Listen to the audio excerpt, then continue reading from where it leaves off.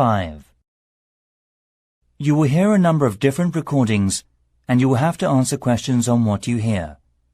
There will be a time for you to read the instructions and questions, and you will have a chance to check your work. All the recordings will be played once only. The test is in 4 sections.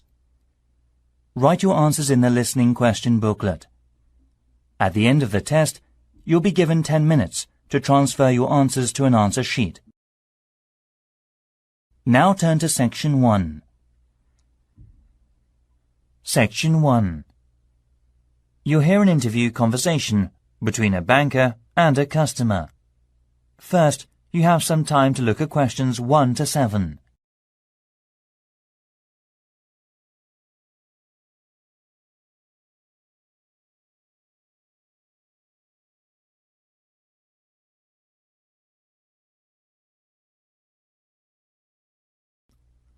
Now we shall begin. You should answer the questions as you listen, because you will not hear the recording a second time. Listen carefully and answer the questions 1 to 7. Hi, can I open a bank account, please?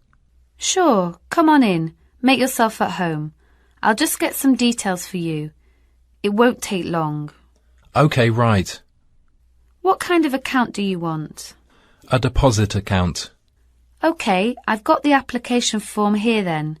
Have a look at this leaflet. We have several types. I've decided on the one called Classic.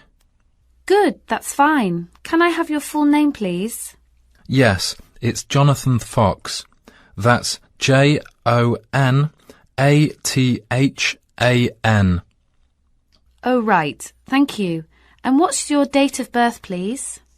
The 21st of January, 1970. Right. Do you have another bank account in the UK? No, not yet. This is the first one. OK, fine. And what is your address in the UK, sir? 10 Island House, South Quay. That's East London, isn't it? Yes. Near Canary Wharf, right? Yes, that's right. How long have you been at your current address? Just around 1 month, actually. OK, that's fine. Can I ask for a previous address? Sure. It's Flat 3, Canada House, Queen Street. Is that all? Yes. That's Edinburgh, isn't it? Yes. Edinburgh. OK, thank you. Do you have a daytime telephone or mobile phone number? Yes. I think the number of my office, it's 0207 235 6735. Would you like my home phone number too? Yes, please. It's 0204 675 1222. Lovely. Before you hear the rest of the conversation, you have some time to look at the questions 8 to 10.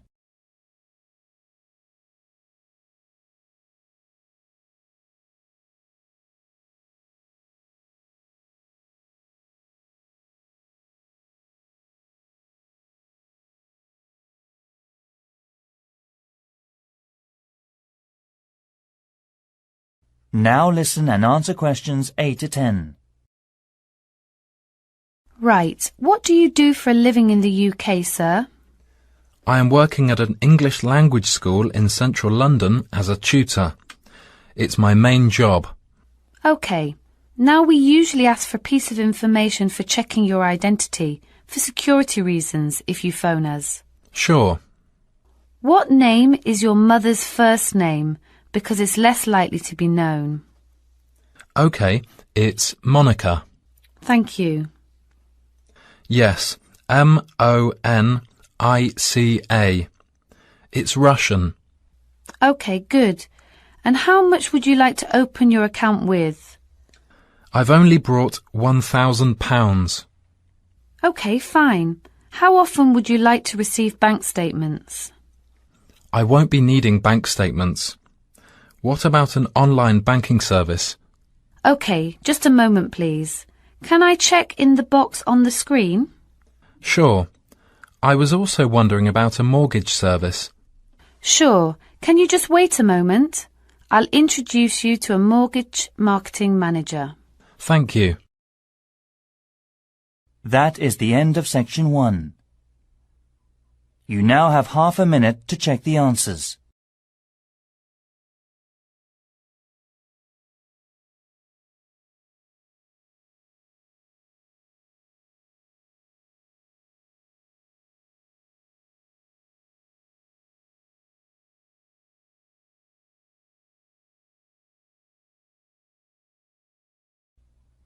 Now turn to section 2. Section 2. You'll hear a tourism program, The Elizabeth House. First, you have some time to look at questions 11 to 14.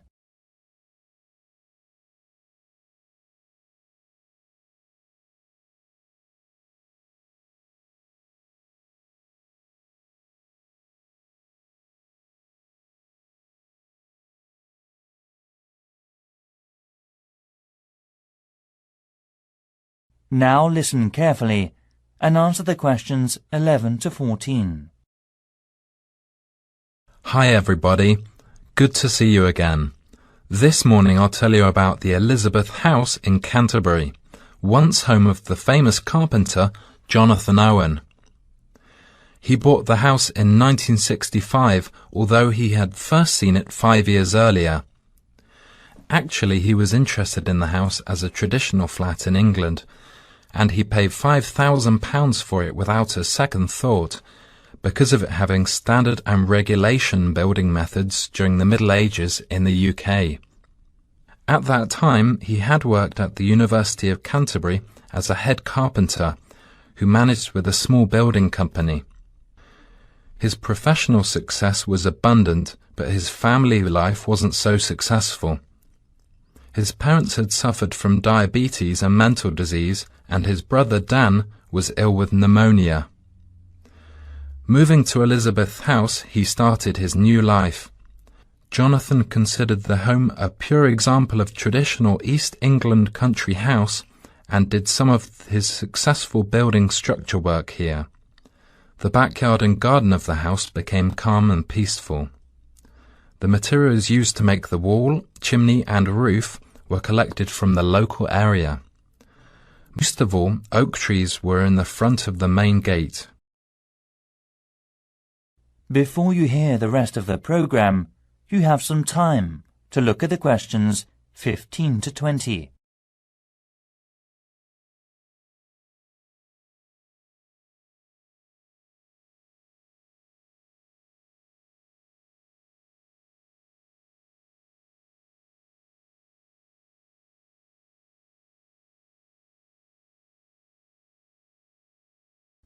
Now listen and answer questions 15 to 20.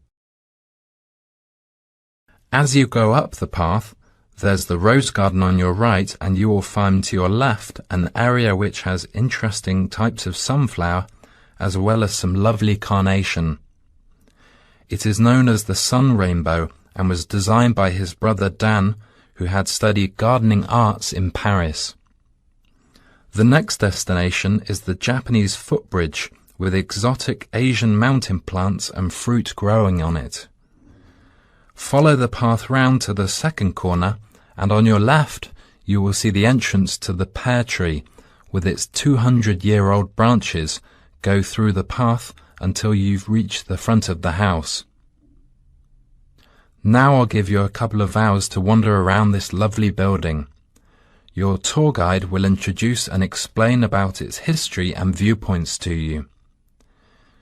If you need to buy any of Jonathan's handbooks or other souvenirs, you can enter the house where you'll find the shop, which is located between the path and the watermill. I expect by this time you may also be in need of a rest and some refreshments from the snack bar. If you have a break, there is a lovely walk down towards the River Cotton. This is the best view for visitors. You can cross the field which spreads along the path close to the windmill. In autumn, this area will open a small event or festival which is definitely worth a visit. It is familiar a good place for growing strawberries. Every season most of the residents are ready to make local produce. Also, the local council helps to improve the grape festival by promoting and marketing it through online and offline methods. Last year around 100 tons of grapes were harvested and sold at the city mall. We'll now have a good chance to see an orchard behind the house. That is the end of section 2. You now have half a minute to check the answers.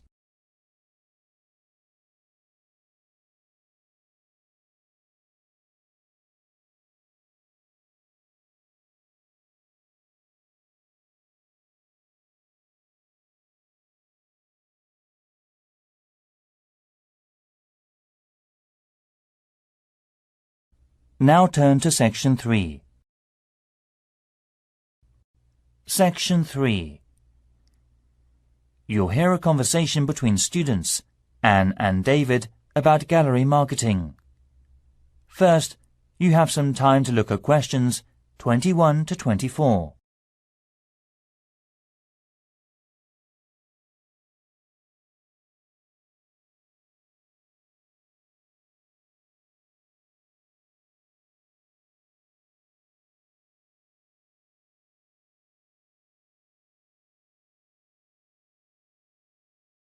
Now listen carefully and answer the questions 21 to 24. Anne, we really need to get working on this gallery marketing assignment. We've only got 2 weeks left until the end of the month to set up. Right, so how about getting started now? We need to work through the instructions. Well, we must search for one area from tourism industries, like the museum or gallery. There are lots of sites online. What are they about? The National Science Museum, the History Museum, the War Museum, the Tate Modern Art Gallery, and so on. You got more? We've got plenty. I've got an idea to find out the best comment. Coming this Friday, we'll get more information at the London Museum because it shows all the visitors' guidebooks of museums or galleries in the UK. It also runs a small workshop about non-profit tourism industries marketing. Great. So after visiting there, we have to use research methods, such as telephone interviews, questionnaires on the street, or sending out emails. Actually, we don't have a choice. We have to send the email. Right. We don't have to waste time deciding among them. By the way, how do we get the responses?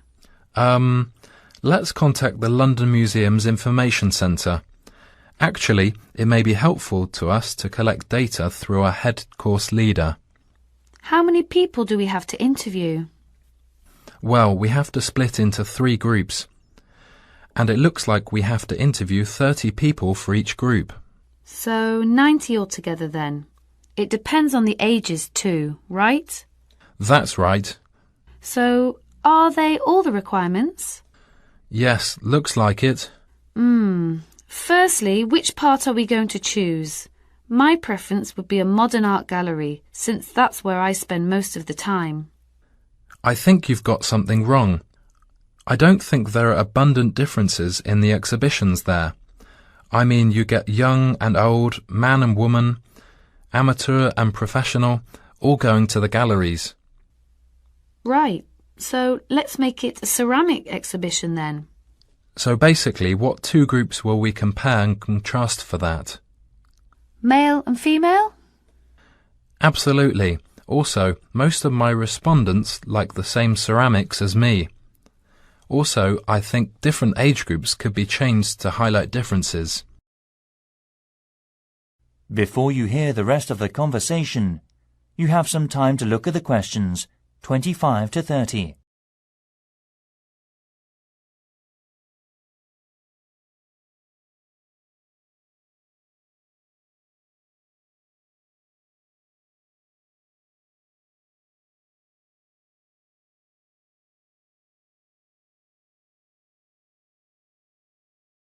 Now listen and answer questions 25 to 30. I think you're right.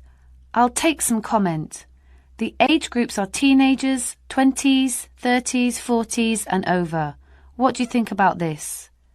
Great. That will give us more detail. So how about the kind of ceramic they like? Let's give them some options and then we can just tick boxes. OK, let's have Asian, European, African. What else? Something special? Well, we should include the Incas in Peru. Some people like this style, you know. OK. And then we should know about their understanding of ceramics. They can learn about that thanks to a gallery curator who can inform them about the patterns and markings through picture and local clay. I'm curious about how they were made. I mean a process with painting and things embedded on the surface. At that time, the equipment and materials were not good, compared with the present day. I agree. We should also include an earthen vessel, of course. Right. The next step could be about where they were actually from. They were made from local clay, weren't they? Things such as mountain, lake, basement and so forth. I think so. One more thing is the colour on the bottle. How did the ancients get the tone? On the internet, it said they got it through dried plants. They were working again to make a tone, drying and sorting. OK, I see. To get more hard tone, they included other strong herbs or something. At that time, the colours were used by the rich with property. Great. You've got plenty of data, David. No. It's just beginning. We have to look for something special with more details and history for the presentation next week. That is the end of section 3. You now have half a minute to check the answers.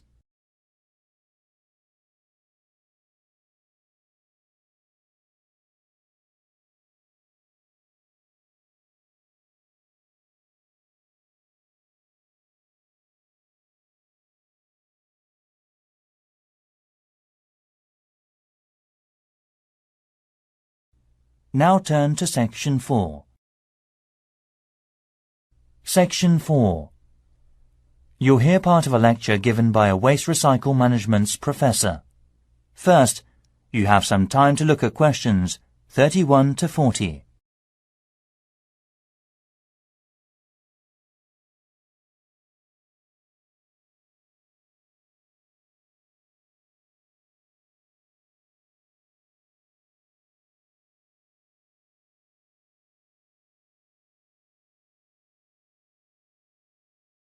Now listen carefully and answer the questions 31 to 40.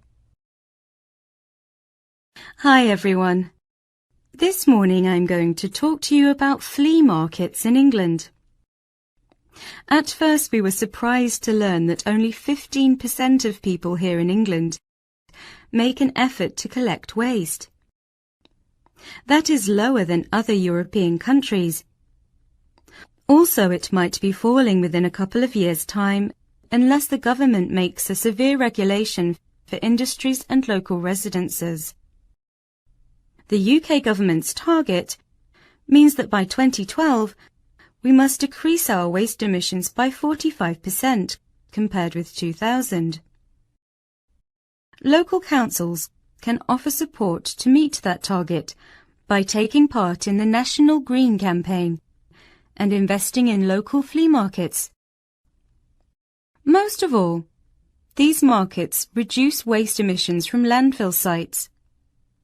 A flea market, or swap meet, is a type of bazaar where very cheap or second-hand goods are sold or bartered for. It may be indoors, like in a warehouse or school gymnasium, or it may be outdoors, like in a field or under a tent. The flea market vendors display the goods used on the table for selling, such as a few unwanted household items to operate commerce, including a variety of used living products. Many flea markets in European countries have food vendors who sell snacks and drinks to the visitors, and may be part of a small event such as carnivals or concerts. As part of our research, our team carried out a questionnaire with people in the local area. The results said we need to open more second-hand shops. However, one problem is that there is a lack of information and marketing. To solve the problems, local councils should invest and support in flea markets by doing things like creating parking space, organising security, public promotions using the internet and other resources. We were also surprised to discover how waste such as furniture, computers, kitchen tools, and other such things are reused. And wooden furniture or electronic products are easy to recycle because they can be reused over and over again without becoming weaker. Around 3 million electronic goods are thrown away per year. Also, around 500,000 pieces of furniture are also disposed of. Only 1/5 is collected and fortunately recycled through many local flea markets. In 2009, there were around 3,000 flea markets in England. The number is increasing steadily so far. Surprisingly, by collecting under 15% of old books, lots of paper is imported, so more paper can be recycled in the UK. Europe recycles 50% of its paper, and Germany recycles 80% of its paper. When recycling launched, there were quality problems, so it was so hard to reuse paper in office sheets. However, these problems have now been solved, and Union of the Flea Markets based in East London produces high-quality recycled paper. Another union, Loving Paper, currently sells the paper that has been through a sorting process to farmers or gardeners as fertilizer. So, to sum up, there seems to be a number of activities that enable people to reuse waste, but the substantial problem is encouraging people to think twice about taking their waste to a flea market instead of throwing it away. I think the recycling program will make us save materials and protect the environment in future. And next, I'll show the plan for promoting it. That is the end of section 4. You now have half a minute to check the answers.